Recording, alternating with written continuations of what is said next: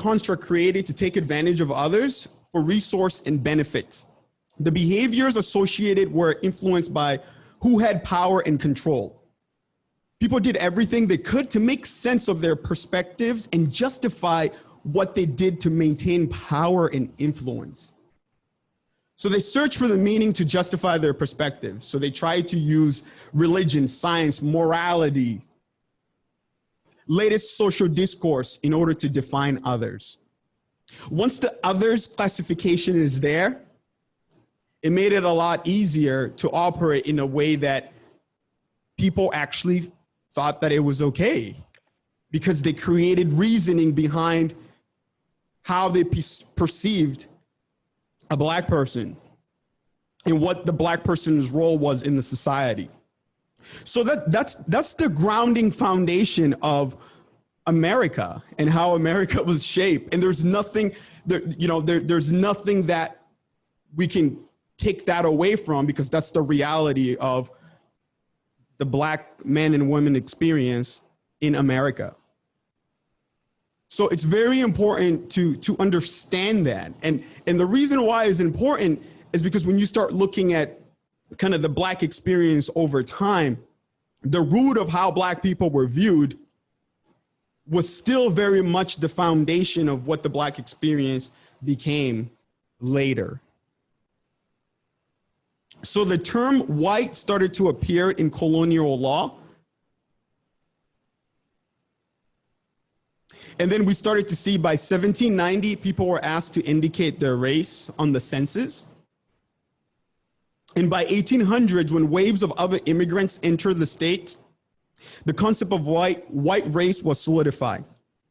And most of the new immigrants that arrived, they wanted to be classified under that category because they saw what kind of privilege people received. This is not to say that every immigrant that came had equal rights. As you guys all know, when you think of American history, depending on different ethnic groups of people that came here.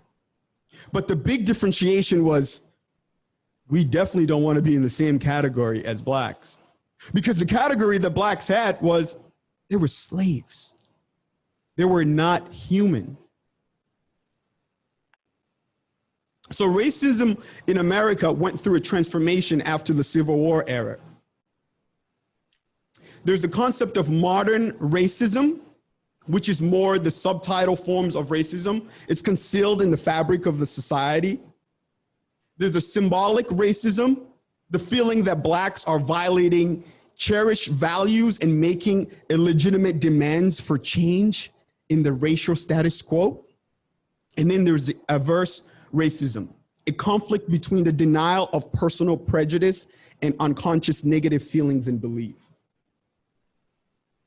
So it's very important to be able to understand some of those contracts, because that's what has shaped many disparities and many differences that people experience today.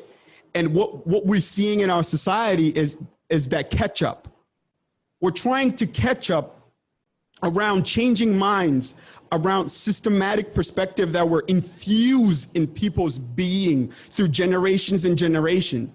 And we think we can just change it by the external perspectives. And we forget about the systematic construct that's been infused in people's perspective and mindset, that's infused into media, storytelling, representation, beauty. So my goal in this presentation is to look at the internal, the inner being of what influences how we see one another and how we treat one another. And the fact that race is a social construct is defined by markers such as skin color, hair texture, eye shape, ancestral identity, performance, and even by name. And then the modern symbolic racism, some psychologists kind of group it together, where they say modern racism and symbolic racism is infused into more of political conservatism, disclaim personal bigotry by strong and rigid adherence to traditional American values, like individualism, self-reliance, hard work. They forget that what was happening when those values were being manifested. So it goes back to the roots of, oh, what America was. But they forget that what America was during that time that shaped American values also discredited an entire human population. So when we talk about going back to the root in the tradition of American values, what are we actually talking about? I know I mentioned conservatism, and some people, as you're hearing me, you're like, ooh, is this becoming political? So the adverse racism is more characterized by white liberals, where white liberals are strongly motivated by egalitarian values as well as anti-minority feelings. Their egalitarian values operate on a conscious level, while their anti-minority feelings are less conscious and more covert.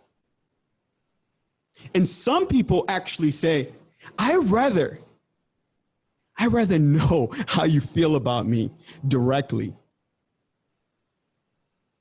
than the idea that you're on my team, but you're really not on my team.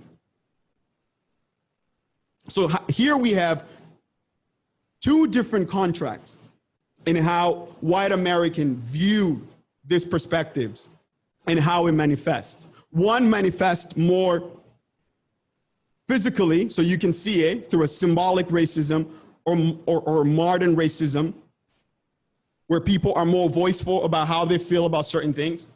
And then the adverse racism is the one that's hidden.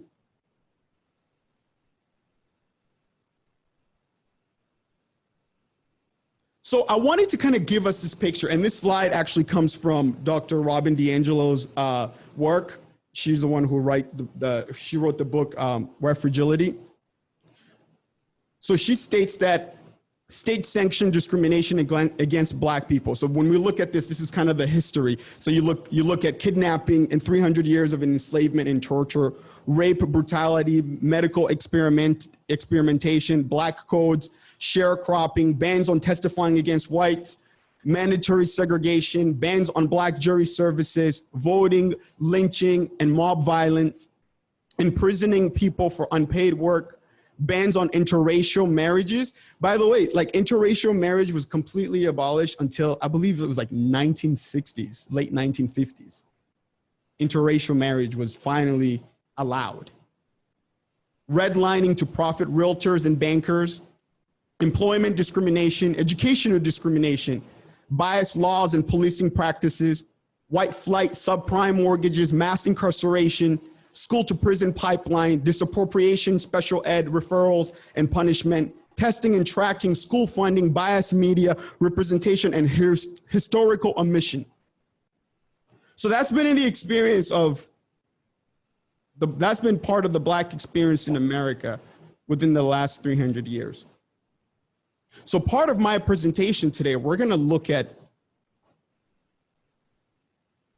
how the bias, what informs our bias and where our bias comes from. So Dr. Ibrahim Kendi is an amazing researcher, writer, and for us New Englander, we're really lucky that he actually just moved to Boston, so he's gonna be leading their racial justice program at Boston University. And he says, if we truly believe that all humans are equal, then disparity in condition can only be the result of systematic discrimination. So if we personally, as humans, we say, we're all equal, we're all the same. But then what creates the disparity around the negative ways that we treat one another? If we all believe that we're all equal. So what actually creates, what creates the negative impact? What creates this, what we just went through? What created all of that? What caused all of that? Because that didn't happen just in 1 year. That didn't happen, maybe it was just 10 years and then people, came to their senses. This negative impact has happened for the last 300 years. But if we all believe that we are all human, that we all have the same right to breathe the air that's outside, that we all have the right to have the same experiences, we all have the rights that are binded within the Constitution, then what has caused all of that? Most of us are fighting to be exempt as part of the problem. Oh, I'm not the problem. I feel a certain way.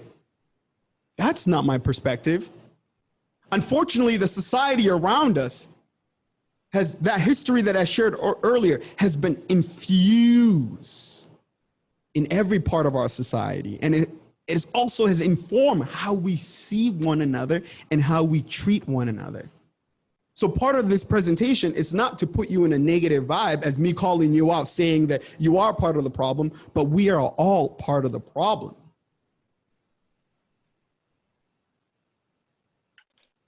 So in my work, I focus on intention. Because for most of us, that's where we tend to go. Here's my intention. This is who I am as a person. This is how I show up. This is how I want to be. So my question to you is, how are you going to bring your positive intention to life in order to make an impact? Because if you're grounded by your intention, which your intention is, it's defined by who you are, right? Your intention is my being, you know, the nature of essence of a person, right? That's your being. If your being is influencing your intention, how is your intention going to manifest externally in order to make an impact? And that impact is only measured by your doing. Your intention is great, it's awesome, it's amazing. But if it doesn't manifest into doing an action, then we can't measure it. Then you can't measure it. So part of this work, it's about how do you reflect internally and how you perceive the world around you and how you want to show up. And where are opportunity where those positive intentions that you have actually manifest externally. Because if the core principles of what shaped America, our founding fathers and how they thought about one another and what the experience of building this country was going to be, if it truly, truly represented everyone, then the experience that African Americans had wouldn't have been. It wouldn't have been that way. It won't. Oh, can you please mute yourself? Thank you. So I'm bringing it to you now.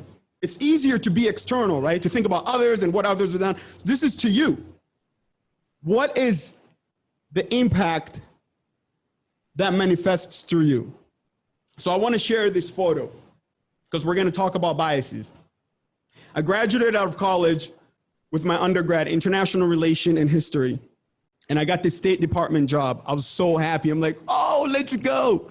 And part of the State Department job was to work with 40 Pakistani education leaders. They came straight from Pakistan, from all over Pakistan, Islamabad, Lahore, KPK. And I was going to spend 3 months with them as an advisor to their master action plan that they were going to put together in the state and then travel back to Pakistan and implement it. I got so excited. I was like, let's go. And guess what happened?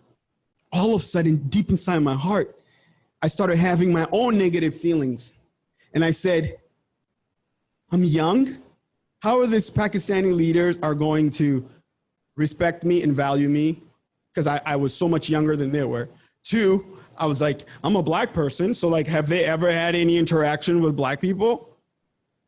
3, I said, well, they're probably all Muslim. So like, that's not the religion that I practice, right? So all these different perspectives started to impact this amazing experience that I was going to have. And my own biases started to take over. And I started second guessing if I was the right person to be involved with this program or not. I went from being excited, like, yes, I just graduated from college, yes, to, oh man, I don't think I'm the right person. They have different religion. I'm young, I'm African American, I'm gonna be traveling with them, I'm gonna be doing all this stuff. They're not gonna respect me, so this might not even be an experience for me. But I had to confront my own biases if I was gonna continue to engage in this program. And one of the things that I realized that I needed to do was I needed to meet them where they were so they can authentically meet me where I was. I remember the first time we picked them up. In the picture that you see, most of the girls, you can see their face. But when we first picked them up, they were all covered. And I remember with some of the guys, I was like, man, how am I going to design that relationship? But I said, you know what? I'm just going to be me. And part of being me, they're able to understand who I was, what I cared about, and why I was there to help them. And something really cool happened. On the last picture on the bottom right that you see, it looks like a little festival thing. My wife and I, at the time she was my fiancée, we were preparing for our wedding at the end of the summer, which was at the end of this work. I was able to design such a cool relationship with them that they said, hey, Dale, for our final presentation, we actually want to show our culture tradition through throwing like 5 different weddings for you and your wife at the same time so we can share how our community celebrates. And I remember at the end of this program, I was so blown away of how much when I put down my own biases, my own negative perspective that was coming out of me in an experience that I was gonna have that I was so excited about, that it allowed me to meet these Pakistani leaders where they were, and they were able to meet me where I was. 12 years later, I'm still connected with them through social media. They message me all the time. During my birthday, I get the happy birthday before everybody else because of where they are in the world. So the reason why I wanted to share that is to level set with you guys, because if we do not create the space to confront and identify how our biases are influenced, then we're not going to be able to take our positive intention and how we want to live out and how we want to treat one another to actually let it come out as doing, and then for us to be able to measure the impact of it. So I decided to come up with 10 lists that we're going to focus on today. And you can take notes if you want. You can do whatever you want in order to get you to a place where you feel like, it's going to be a lot of information, but we got this. This is the heart of the work today. And this comes out of Kendra Sherry. She wrote a book called Everything Psychology book. And the way that she defines this cognitive bias, I find it to be very relevant to a lot of the work that I've been doing within the last 4 years, hosting community discussion with different groups of people. So we're going to go down through this list. And as I go down the list, please reflect within yourself of how these biases may be manifest within your perspective and your opinions. So the first one is confirmation bias. Confirmation bias is, just give me 1 second, I have double window here.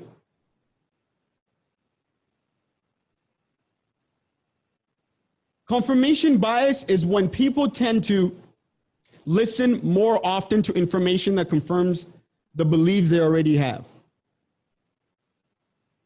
So people tend to favor information that confirms their previous held beliefs. What informs your perspectives of people of color? Instead of listening to the opposing side and considering all of the facts in a logical and rational manner. But if your perspective is always based on your own experience, or you trying to prove and validate something that you're already holding on to, then you're missing the opportunity to actually get to know people based on who they are and what's actually playing out at face value. And that's the starting point for most of us. We want to confirm our own beliefs, so we're always searching and trying to find the connection that validates our point of views. And at the same time, we're missing out on the opportunity to actually meet others where they are in order to understand what is their experiences outside of our own belief. So my question to you, and we'll come back to this question, what are certain things that are indicative of the confirmation bias working to support your opinion? Is the confirmation bias, is it more of what happens first? Is the actual bias itself, does that happen first? Or is it the perceptions of how you see others? And then you go back to your own biases. The second one is hindsight bias. That's the tendency of people to see events, even random ones, as more predictable than they are. So this tendency to look back on events and believe that we knew it all along. So after it happens, you're like, oh yeah, I knew that that was gonna happen. And after it happens, to shift their point of view and indicate it would have happened the way it is, even though that was not your initial thought or perspectives. Our tendency to believe we could have foreseen certain events prevents us to confront, why did we think about it that way before it actually happened differently?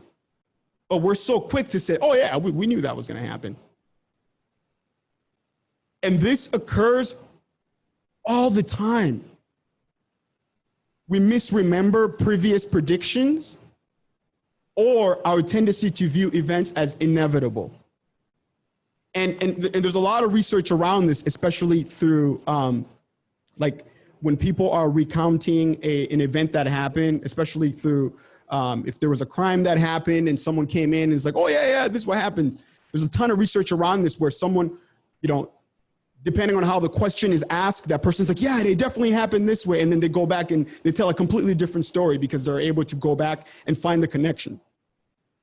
So it's very important for us to be able to understand that hindsight biases occurs all the time in order for us to feel a certain way in our perspective of how we see things and how things play out. The third one is anchoring bias. We tend to be overly influenced by first piece of information that we hear. So the first voice or the first number that we hear, automatically we're like, oh, that's it. So example is if I asked you guys, I was like, hey, how many states in America, have more than 1 million, or how many city has more than 1 million, how many states have more than 1 million African-American living in it? And some of you guys would be like, if someone threw like a random number, someone's like, 250,000, or like, there's 250,000 as an average, and there's probably 8 states. Even if that number was like way off, for some of us, automatically we're gonna base all of our answer based on the number that someone guessed. And especially living in the social media world, there's all of this data out there. Everybody's always posting different things because people wanna validate. People want to validate what they think and how it pertains to them. And the thing about anchoring bias is that it's influenced a lot of the way that people negotiate their salary, the perspectives that doctors have, and it can definitely become more susceptible to the anchoring bias when diagnosing a patient. And this leads to incorrect influencing or subsequent diagnosing assessment, where a doctor is looking at an issue based on other factors and they're able to make that connection. And for some of you guys to know, there's been a lot of misdiagnosing around people of color, depending on different severity of issues that they have. And this is how this anchoring bias plays out in our society. The next one is the misinformation effect. Our memories of particular events tend to be influenced by things that happen after the actual event happened itself. So we focus more on, oh, this happened. Oh, well, we remembered it this way. And the thing about our memory is it's surprisingly susceptible to even very submittal influence. So at any time, something else can come and influence our memory. And Elizabeth Loftus, she's a psychology professor, and she's done a lot of research around this, around the criminal justice space, where she goes in and interviews people to try to figure out, okay, what events are they retelling? And this is even proven to sometimes when people are witnessing, people are coming in as witness, you know, they feel so convicted that person was the person who did it. And on someone's mind, they actually believe that they really believe that the person that they're pointing out is the person that committed that thing. But in reality, that person wasn't the person that committed it. So we have to be aware that sometimes our brain gets influenced by misinformation of events that didn't even occur, but we have taken ownership of it to believe that it actually happened.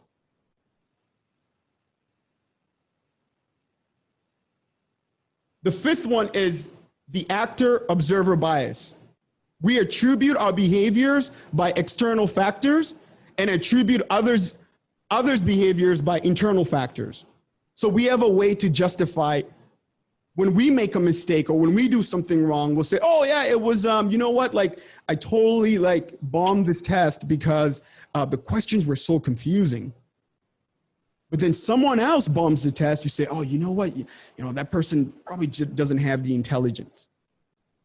And we see this play out in our society even more so around how we perceive other people's experiences. You hear this all the time. Well, why can't just black people just get it together, right? Like slavery happened so long ago.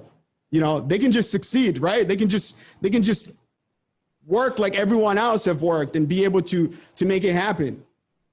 You know, maybe there is something genetically wrong with him. We hear people have this perspective. People have this opinions.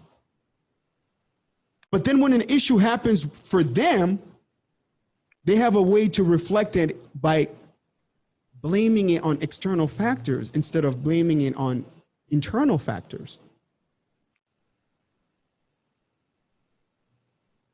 False consensus effect. Overestimate how much other people agree with your own belief, behaviors, attitude, and value. Believing that other people are just like us is good for our self-esteem. But then this can lead people to incorrect think that everyone else agrees with them. Overvaluing your own opinions, finding everybody else that aligns with you. And this is what makes the social media algorithm so powerful and dangerous. Because the belief of everyone else believing in what you believe in doesn't create the space for us to confront, why do we feel this way? Even when other people are saying, hey, you know what, like your point of view on that and how you show up, it's definitely holding me back. It's definitely treating me this way. Instead of taking it at face value, all you're doing is like, let me go find other people that believe in me so I can justify how I feel about it and how I'm showing up. And this false consensus effect, when you are in a place of power, it affects it even more because then you're not able to meet others where they are in order to understand their experiences. And you might have the power to actually change the negative experience that they're having. But so you're so quick to try to find others and try to find alignment with your own belief and perspective instead of coming to meet others where they are. The next one is the halo effect of bias. And this is more around physical attractiveness, stereotyping. We tend to lean towards what we consider to be beautiful as good. So just because something is beautiful, automatically, especially when we're associating it to human being, automatically we think that that person can never do wrong and that person is like the best at everything. And the problem with this is how we define beauty impacts how we treat others.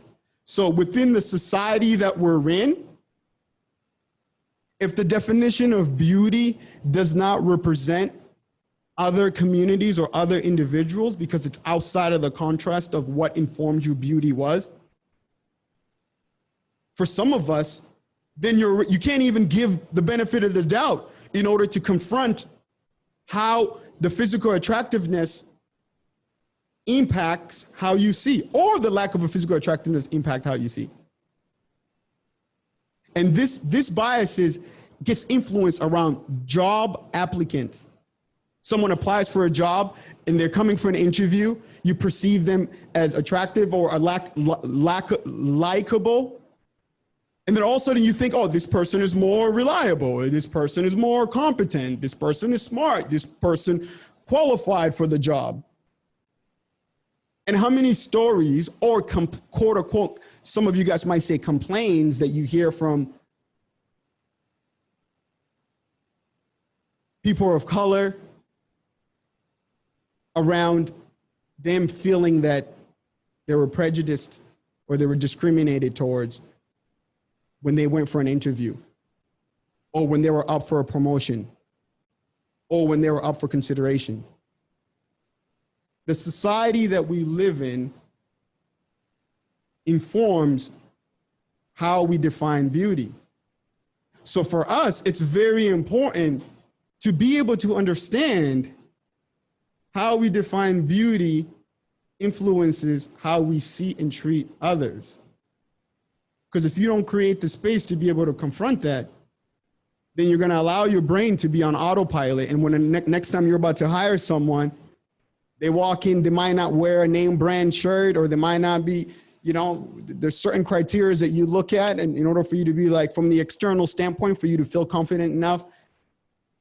And right away, as that person is speaking to you, already your brain is kind of closed them off already. Because how you perceive them externally defines them as they're not good enough. And then you miss the opportunity to actually hear them out, to actually meet them where they are and treat them fairly, to consider if that person has the skill set or not.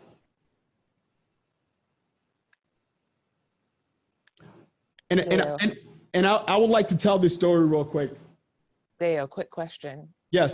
Someone was kicked out and they were trying to get back in. I don't know if you see anybody in the waiting room. Okay, give me 1 second here. I'm gonna stop sharing. I do not see them. Sorry about that. I do not see them. Oh, okay, I see them. All right. Let me share my screen again.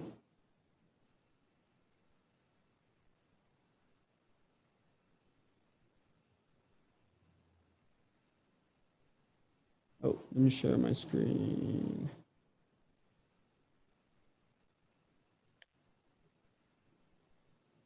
All right. Can you guys see my screen? Yes. You see the slide? Yes. Super. All right. So I'm going to tell a quick story real quick. So I grew up in Manchester. I'm originally from the Democratic Republic of Congo, the heart of Africa. And when I moved to Manchester, New Hampshire is like one of the whitest state in America. And something that I realized, a lot of the experiences that I had by the time I was in middle school, I ended up going to this, up to that point, I went to like 2 ELL schools, English learner schools, and my class looked like this. It was very diverse. I had friends from Dominican Republic, the Congo, everywhere, different places. And then in 7th grade, I transferred into a small Catholic school, and there was only 2 black kids. The whole entire school was 350 students. And as I was in my quote unquote puberty years, I didn't realize until later on in my life that the way that I view beauty, it was actually influenced by the surrounding that I was in. My friends, what they consider that was beauty, at least within the school environment that I was in. And that was infused in me because as a young man living in the space where it was predominantly white state, but also going in a school that was predominantly white, there were some external influences that occurred that I wasn't even aware of. So then at the same time, I viewed white girls as attractive girls. because my friends also viewed white girls as attractive girls. Because that was like the cool things, right? Like, I mean, that was part of their society, right? That they didn't know anything other, right? Like the way that what informed their perspective of beauty was based on what they were in. And I remember early on, most of the girls that I dated when I was in middle school and high school, they were predominantly white girls. And it's crazy that the way that the society that are around us influences us. And if we're not aware of how much it influences us, we forget that our perspective actually comes from a collective experiences or what's real to us. And so later on, I actually, I got involved with an after school program that I worked with students from all over different background that lived in my community in Manchester. And here's a picture of, and during this time, a lot of my students were from Iraq, from Sudan. This is where I would volunteer my time in the evening. And I started to see some of the boys who were like really talented in soccer or track or or whatever it was, when they had a little bit of like popularity, most of the girls that they dated were white girls. And I remember one time I pulled the boys together and I asked them, I was like, hey, you know, we got some sisters too, right? And some of them joking around, like, you know, they said some stuff where I was like, okay, so where's that coming from? I remember one student was like, oh, you know how black girls are, Dale. I was like, what do you mean black girls, man? Like your sister is black, your aunt is black, your mother's black, your grandma's black. So what do you mean by that? And at that moment, he was like, oh, like it actually it caught them off guard. They're like, oh, no, that's not what I meant. And I was like, oh, snap. This is the same thing that was happening to me when I was younger. So it's very important to be able to disrupt our perspective in how we define beauty. And it's very important to be able to be aware of how much of that influences how you consider others. That the fact that if something that's beautiful or something that you think is attractive or whatever it is, it doesn't mean that every aspect of that person, that they're good, that they're more qualified. So next time you have a Hispanic person or a Native American person or an African American person or someone from Asia or someone from South America that comes into your office for an interview or whatever it is, you're about to make a decision, try to reflect within yourself, what is informing my way of considering this person if they are ready for this position or not? Because for some of you guys, you might be able to identify that stereotype might be there and it might be blocking you from considering that person. Deo, yes. Sorry to interrupt you. Two things. Another person got kicked out and they need to be let back in. And then also during your slides, there's like a square that is overlapping on top of the text that you're displaying. And we didn't know if there was any way to get rid of that. It might just be your presenter mode. Yeah, it might be how I'm sharing it. So let me come out and put someone up. Oh, yep, this should be in now. All right. Are you still seeing the square? Oh, you know what the square is? I think it's from Zoom. All right. Okay, that's gone. The square is gone. And then someone asked if you can give me co-host duties. I'm not sure that I'm skilled enough to do that, but I'm happy to help if you're able to. Okay, super. Thank you. All right, so the next one is self-serving bias. People tend to give themselves credit for success, but then they lay the blame for failures on outside causes. This bias is there to protect our self-esteem, but it is dangerous because we often rely on it. It leads to faulty attributions, blaming others for our own shortcoming. So this goes back to that slide I had earlier around your intention, your doing, and impact.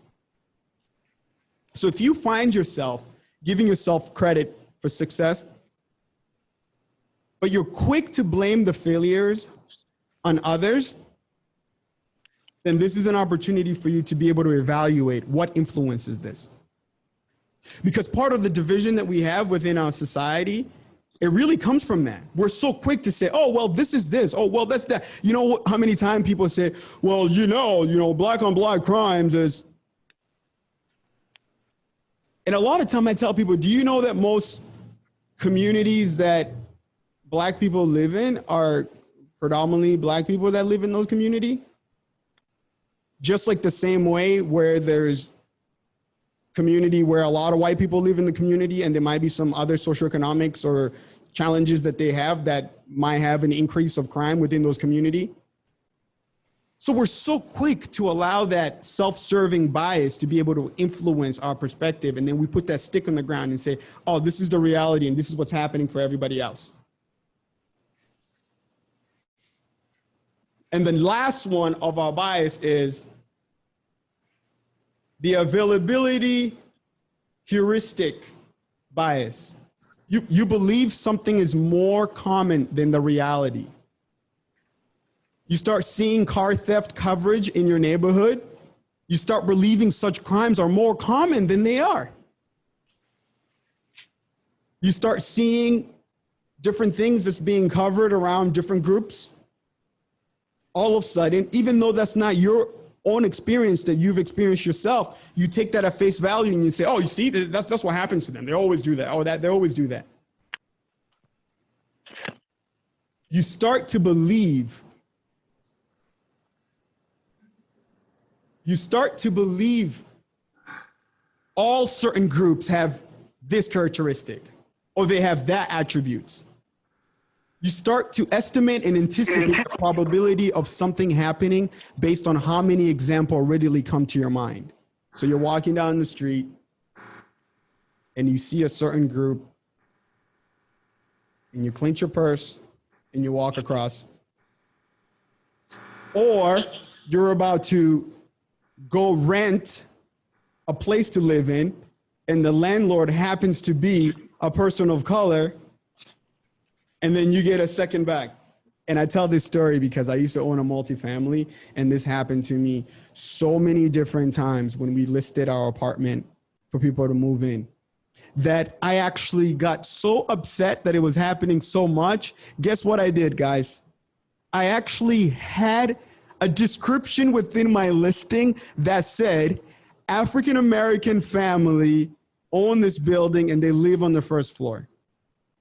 Because so many different times people would show up, my name is there. When they show up and I say, hi, my name is Deo. Are you the owner? Yes, we've been communicating within the last week and a half. And I did not change my name. I'm still the same person. It happened so many different times that I decided to put it in my description of my listing so people knew ahead of time if there was any preconceived notion that they didn't want to rent from an African-American person, that they wouldn't even consider coming, because then that awkwardness that occurred of them like sizing me up didn't have to happen. Sometimes, guys, I will get out of work and keep my work clothes on. So when someone comes to my house to look at the property, that they feel comfortable enough to be like, oh, he's a young professional. He works corporately, so I don't have to be afraid. He's not a drug dealer. Somehow he sold so many drugs that he has his own apartment building, so he's renting it out. You know, that's probably not a place we want to live. Literally. And then at some point, I just told my wife, I'm like, listen, you might have to list this place. Over and over and over again. Why? Because what happens within that heuristic bias is that it's so much easier for some people to take those external movement that happens and take that and include it as an attributions of a certain groups. And when it's negative, it also shapes when it's negative, it also shapes your point of view and how you treat others and how you see them. And then the last one is optimism bias. By the way, guys, this is one of the hardest words for me. I always have the hardest time saying it, and I think I said it right. Yay. We tend to be too optimistic. We overestimate the likelihood that good things will happen to us while underestimating the probability that negative events will impact our lives. We assume that events like divorce, job loss, illness, and death happen to other people, that it can lead to people to be health risk like smoking, eating poorly, or not wearing a seatbelt, because we assume that nothing negative is going to happen to us. So then what happens is when other people are talking about negative events that occurred within their life, you get defensive because you said, well, that's not my point of view. That's never happened to me. So that's not true. That person is just making that up, because there's no way that that's their experience, because that's not how I perceive them. If I don't perceive them that way, then it means that others don't perceive them that way. Then what they're saying happened to them, it's not true. I know this was a long list and I went through it, but I wanted to give us a perspective of this, because we started with the being and the doing, which is the internal impact that influences how we show up externally. Because a lot of people, when they talk about these issues that divides us and where we are as a community or as a culture or as a nation, they focus so much on the external stuff that's happening that we see visibly, but they forget about what's the driver. Where did the things come from? What was the root that caused this to occur? So this is an opportunity for us to break out into groups based on, I know I gave us a lot of information to chew on, but my question is, how does bias influence your negative perspective of others? If you can think of the different example that I provided. And this is your opportunity, because a lot of time, we try to pat ourselves in the back, we're this, we're that, but this is an opportunity for you to reflect internally, personally, to think about how your own personal bias influence the negative perspective that you might have on others, or negative perspective you might have on certain situation or experiences without it being true, or for you to actually evaluate. So what I'm going to do is I'm going to give us a 10-minute discussion into breakout groups. You're going to go back in the same groups that you had, and then we're going to come back and we'll be able to close out very soon. But yeah, so I think everybody's back. So I'm gonna bring this to a close. You guys have survived. You've made it towards the end here. Thank you so much. I'm gonna share my screen and we're gonna finish up here. Let me see, where is my screen? Okay. All right, so this is it. This is the final countdown. This is the final run. Okay, so I'm going to run through this real quick, and then we have some solution here that we get to talk about. So the way that I view it is, so all the biases that we discussed earlier ends up playing out, in this form of the manifestation of microaggression. And the actual microaggression term came out of 1970 through a psychiatrist professor at Harvard, Chester M. Pierce, where he was looking at the experience of African-American students within the community, and he realized what was playing out. So he coined kind of the word and the term microaggression. So there's two sides of the aggression. There's the macro level, where most people would kind of define that as extreme forms of racism. So, you know, I don't know how you define extreme forms of racism, right? What's the measurement, right? So some people might see it from an external standpoint, like, you know, lynching, burning, and beating, and something that's more severe and a greater. And I don't think that we should be in the place to define what is macro and what is micro in terms of the severity of the impact. But this is how it's defined. And then the microaggression are verbal or behavioral that communicates hostile, derogatory, or negative attitudes towards stigmatized or culturally marginalized groups. So sometimes it happens in micro assaults, micro insult, or micro validation. And how we show up for people. I guess it maybe wasn't a question, but it was more like an observation. Like, people sometimes aren't aware that how they're showing up is triggering trauma in other people. And being sensitive 100%. to that. Yeah, I think so a lot of my work, it's about being transparent and explaining your intention, so you can create a space where people, you know, there's a space where people can express themselves. And I experienced this a lot when I was working corporately. I used to work for this university, and they had this really amazing program, but most of my corporate experiences, I was the only person of color.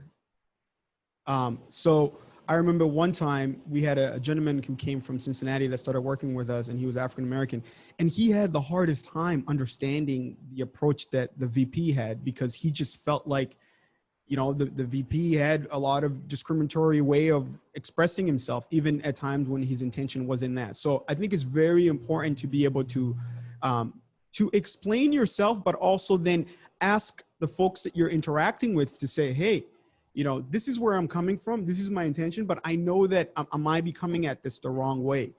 You know, what's the way for me to come at it that makes sense? And if I say stuff, if I have approach that offends you or that's offensive, please let me know. So you're creating that space. And then on the other end, if you're opening up the opportunity for people to let you know how they feel and how you're showing up and it might offend them, then you got to be able to be receptive to hear that. So a lot of us would say, oh, we want to create the space, but then we don't know what to do once the information comes to us. And I think it's important to be able to go back to that co-designing model. Because if someone that works for you, or they live in the community that you live in, or, you know, you sit on the board with them, or whatever interaction that you have, it's really important to be able to figure out, like, what is that communication level looks like, so they can be transparent. They can be transparent to you, and that you can be transparent to them as well.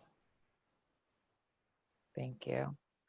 I'm just looking through the chat, and I'm not seeing any specific questions. I don't know if I mentioned that the next seminar is actually being planned for the November timeframe. Harriet Ward, I see that. What is? Please, yeah, feel free. Unmute yourself. Yeah, I raised my hand. I saw you. So you said something about being on the same page. You're talking about being on the same page. And all I want to say was, you can have a room full of people who are on the same page. That doesn't mean they don't have anything to learn. They might have the same goals, the same wishes, but have knowledge gaps and understanding gaps that they're not even aware of. That's sort of part of implicit bias even. But I mean, I can be gung-ho about racial justice and still do stupid stuff, still say stupid stuff, still say hurtful stuff, still say trauma triggering stuff, still say stuff like that. So you're never really preaching to a choir, because choirs have different parts. Yep. So you get to address that. You have the same goal, but you don't have the same knowledge. That's all. No, thank you for sharing that.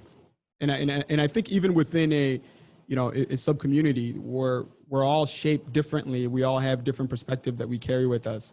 I had an incident that happened with a really good friend of mine that I grew up with, and I went to the church that his father pastored.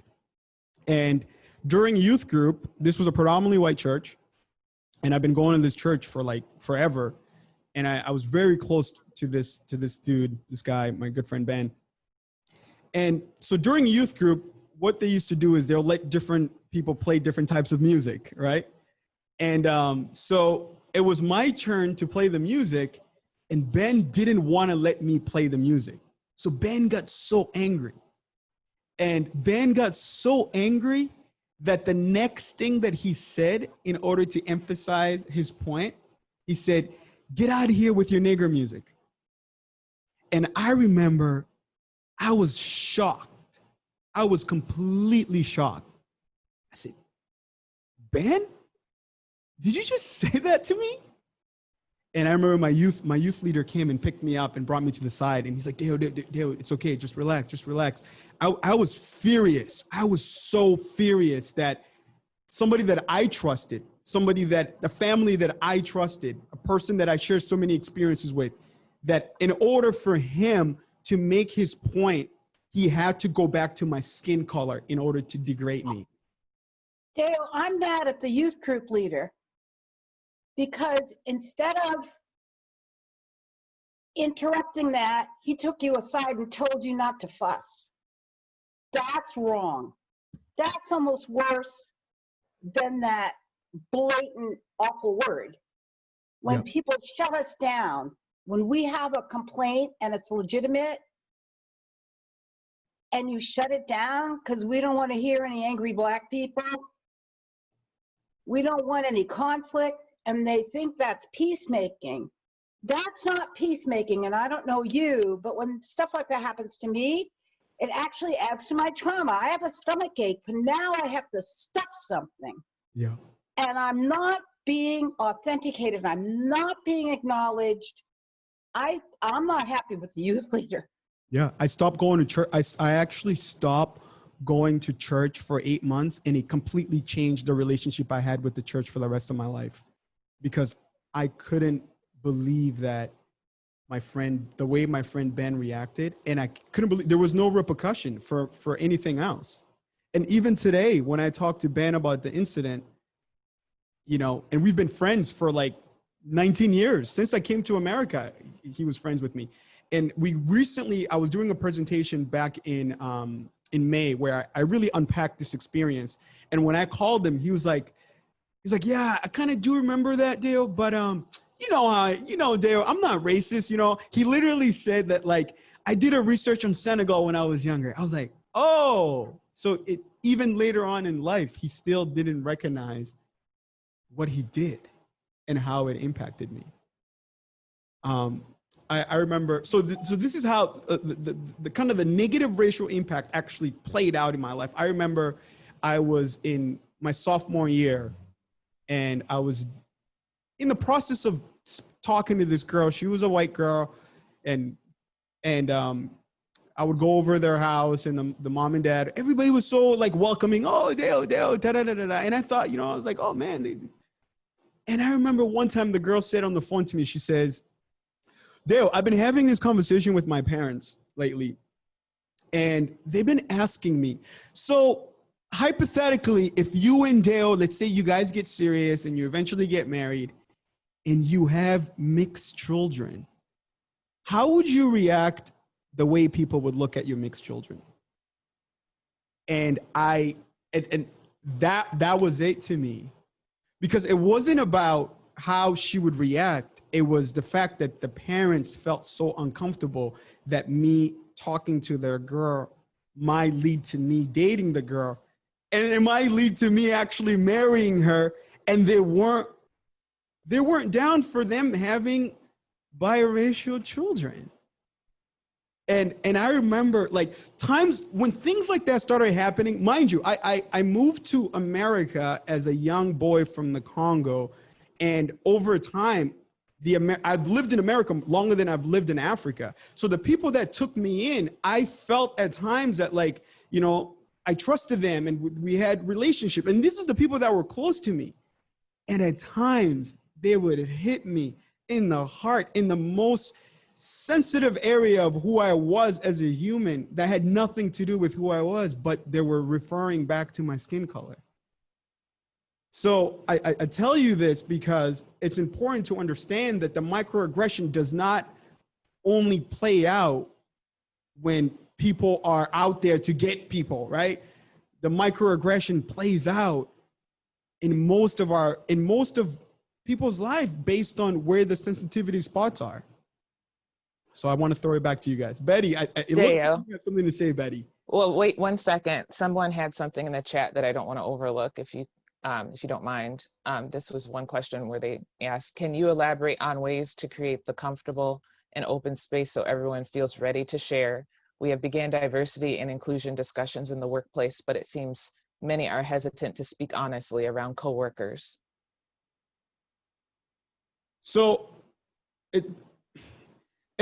you're not gonna get the soundbite that you need in this brief description. Can you guys see my screen? Yes. You're not gonna get the soundbite that you need in this brief description to solve your issues. I think what needs to happen is you need to be able to include. It's not just on you to try to figure out what's the best way to engage in this conversation. You have to include people from all different perspective and background in how to engage in this. So I want to show you just an example of when I host discussions, what it looks like. So this was after the political election of 2016, where everybody felt this just pressure, and the conversation was on how do we move forward? So in all my presentation, I usually start off by, I meet with certain stakeholders and ask them, hey, how do we want to set up the norm? What are the key things that we want to touch on to make sure that everybody are represented in how we engage? And then I form the structure of the presentation based on that norm. And then when we invite everybody to come together, I state those norms and then facilitate the process of the conversation to those norms in order to allow everybody to engage. So I'm going to show you guys just a small little clip of like what it actually looks like when, when people are engaging in this conversation. Exposure. I grew up in a very wonder-bred, white, suburban life, but was always curious and open. And from the time I turned 18 and left home and joined the military, to time I worked for the government and traveled, to the rest of my adult life, I have sought out difference and sought out diversity, but without a lot of, and watched movies and read books, but without a lot of in-person cultural experience. The analogy I gave was walking into a sports bar and knowing nothing about football. You don't know how to connect. When you say, yay, you hit a home run in a football game, people aren't going to really connect to you. So that's kind of the world I was living in. And just from immersion, I'm getting more connections and more awareness, and it's getting easier and the doors are opening. It's not like all of a sudden I got an education. It's more just that, I'm getting more friends. I have more connections and it's easier. So, and from the school that my kids have gone to, there's a lot of families there that are from diverse backgrounds. So I wanted to show that real quick, because you have to be able to create a space. You need a good facilitator that's going to call things out, because a lot of times people are going to talk from high level, right? So you got to be able to have a facilitator that's going to help dig deeper. Even in the small group that we had, that I just had earlier with one of the group, someone said something and I said, oh, tell me more. So how does that play out? Oh, so what did that look like? Because a lot of times when people are unpacking, they're going to unpack from a high level. So you got to be able to help go down to the root of what they're trying to say in order to get to the core of what the discussion is. And in the space like this, what is great is everybody gets their own someone else way to express. Don't try once to you set that, overtalk them, see their perspective and, where they're coming from and, the views they share. And I think telling different stories really, makes a difference. And the more you communicate with someone else, the more you talk to them and you get to know, whatever they value and whatever they, see that, whatever people else. I wanted to show this real quick. So I was leading a workshop and I have all the videos I'm showing, I have the right to show you guys. So I don't want you to be like, oh, if I speak, Dale's going to take my stuff. No. So I was hosting a workshop with the Recovery Centers community in New Hampshire. And this lady, she had this realization in the midst of her reflection. And I found it really fascinating. Categories, because I didn't write down all the words, but from what was in the previous section we were talking about, that for me, there was all this individual stuff, right? Like that's what we're talking about, our own history. And while I knew civil rights, I lived through civil rights history, but not before that. So the systemic stuff that comes from the very beginning of our country was not something that had ever occurred to me. So when I started hearing all this white privilege stuff, I thought from an individual history perspective. And so I didn't want to acknowledge certain things. This whole conversation out of the last few weeks, what has come up, and some of the historians, the journalists, the activists, the people who know the Black history and are able to put it out there, this is new to me. And it, like, I feel enlightened. Like, okay, oh, I get it.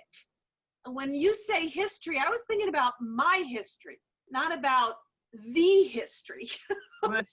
So I just wanted to share that because everybody's gonna, it's not as black and white as you think that, you're just gonna have a conversation and people are gonna get to that point right away and you're gonna be able to solve stuff. Like, it takes time. And I think that it's more important to include folks that have a perspective to be able to share what their experiences are and what they want the experience to look like. And then you craft the engagement based on a collective feedback in order to create a space where people feel like they can engage. And it takes a lot of time to be able to do that. So whoever that you have within your organization and your team that's appointed to facilitate this stuff, you just got to make sure that during the creation of the event that everybody's being touched on in order for them to present their opinion on what they want to see come out of it. Deo, I think we're getting short on time. I don't know if we have time for like one more question, and then we should do the closing remarks. Yes. I think Miss Betty, did you have something to say? Okay. I think Miss Harriet had her hands up. I don't see her anymore. I think she left. Why don't we just move into the closing remarks? Okay. Jay, you should be able to unmute yourself. Yeah, I think I've got myself already unmuted. I'm Jay Linehan. I'm the president and CEO of the Greater Lowell Community Foundation. Deo, I'm looking at my watch, 11:30. It seemed like we started this 15 minutes ago. Great presentation, flew right by. I definitely want to thank you for your work here today and for the work that you continue to do. To all the attendees, thank you also for taking the time out of your day to do this. I loved Harriet's comment when we talked about you were preaching to the converted, but the fact of the matter is the converted still need to learn a lot more. I consider myself converted, but I know so little and need to know so much more to do the work that I think we all need to do in the community. I think we all need to take a leadership role with regard to this issue. I think we all have a responsibility.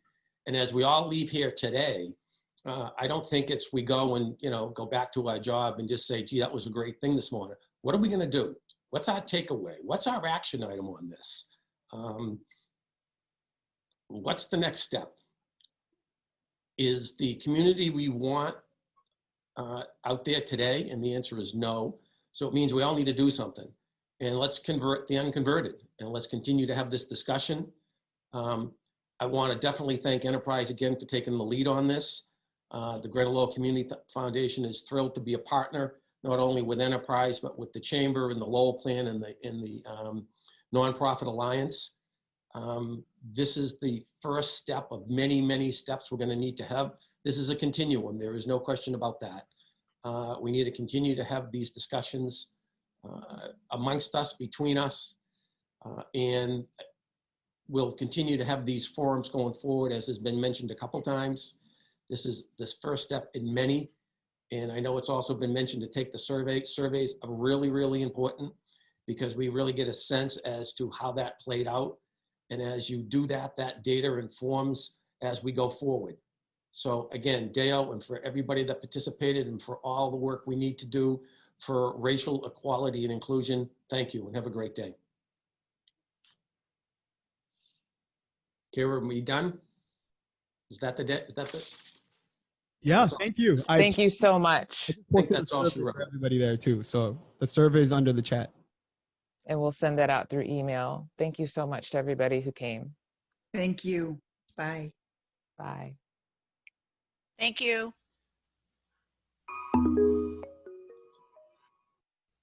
Thank you, Deo. Thank you. Thank you, Dale. Thank you. This was great. Thank you so much. Thank you. Thanks to everybody who hung in there. I guess actually our material said 11 o'clock, so my apologies. 11 o'clock would have been too soon. Thank you. Yeah, Jeff Hassel from Lazarus House over in Lawrence. This has just been a timely, very important beginning of a discussion. I really appreciate what you guys are doing. Thank you for being here. Thank you very much. Hi, Mr. Duncan. You. We miss you. Well, I'm going to be around tomorrow. Are you going to be in the office? No, I'm working from home still. Okay. Sophie, are you going to be there tomorrow? No? Well, anyway, we'll communicate the same way. Yes, sounds good. Thanks for joining, everybody. Yeah. Thank you, Mr. Duncan. Yeah. Bye. Hi, Andrew Duncan. Hey, Dad. Hey, George. Thanks, everyone. Family connection here. Yeah. Andrew, when are you gonna come over and cut my grass? I'm on my way. I Beautiful day to do that. I'm still waiting. We'll see you guys. Thank you so much, Deo. Okay, I'm gonna hop off. It looks like there's just 20 people left. So if anybody would like to connect, you have Deo's contact and you can always email us at the bank.